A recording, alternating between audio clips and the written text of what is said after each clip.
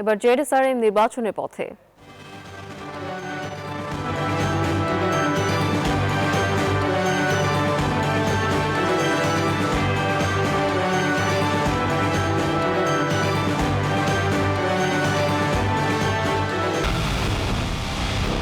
পুরো দেশের মুখে হাসি ফোটাতে নিজেকে হতে হয় স্ট্রং আর মনোবল হতে হয় স্পার্ক জিরো। জেডএসআরএম 25 বছরের পথ চলায় নিরাপদে রাখার প্রত্যয়ে।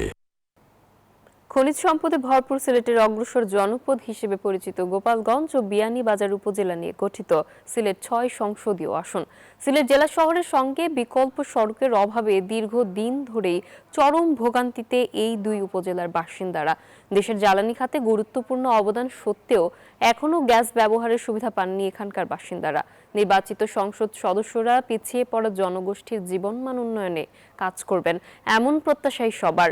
সিলেট থেকে নাজাত আহমেদ পুরকাস্তের তথ্য ও চিত্রের ডেস্ক রিপোর্ট, ছবি তুলেছেন সেলিম হাসান। সিলেট ৬ সংসদীয় আসনটি দেশের জ্বালানি খাতে গুরুত্বপূর্ণ অবদান রাখছে। দীর্ঘদিন ধরে ঘরে ঘরে গ্যাস সংযোগের দাবি করে আসলেও তা রয়ে গেছে অপূর্ণই।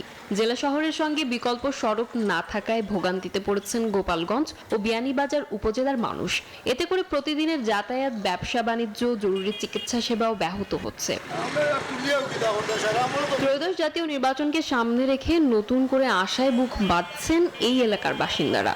দীর্ঘদিনের বঞ্চনা শেষে এবার তাদের প্রত্যাশা পিছিয়ে পড়া জনগোষ্ঠীর জীবনমান উন্নয়নে সর্বোচ্চ গুরুত্ব, বিশেষ করে যোগাযোগ ব্যবস্থার আধুনিকায়ন। এই নির্বাচিত হন না কেন যোগাযোগ ব্যবস্থা নিয়ে কতটুকু কাজ করতে পারেন? স্বাস্থ্যের ক্ষেত্রে, অবকাঠামোর ক্ষেত্রে যে উন্নয়ন হওয়ার কথা ছিল সেগুলো কিন্তু আমরা দেখতে পাইনি। এই দুটি উপজেলায় কৈলাসটিলা গ্যাস ফিল্ডের অবস্থান রয়েছে। এই গ্যাসগুলো সারা দেশে যায়। এখন আমাদের এলাকার মানুষজন তো গ্যাস থেকে বঞ্চিত।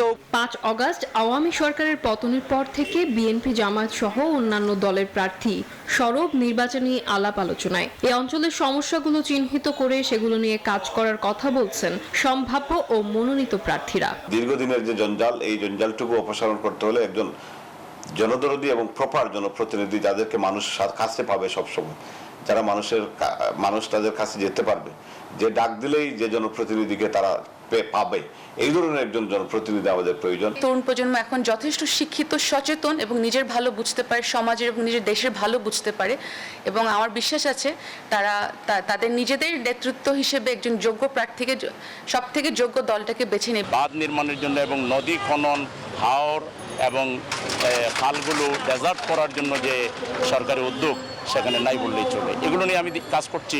দেখা যাক, যদি আল্লাহ জনগণ সমর্থন দিয়ে আল্লাহ কবুল করেন, আমি এটা নিয়ে ফাইনালি ভূমিকা রাখব। বর্তমানে আসনটিতে মোট ভোটার 4,89,449 জন, যাদের মধ্যে পুরুষ ভোটার 2,48,208 ও নারী ভোটার 2,41,241 জন।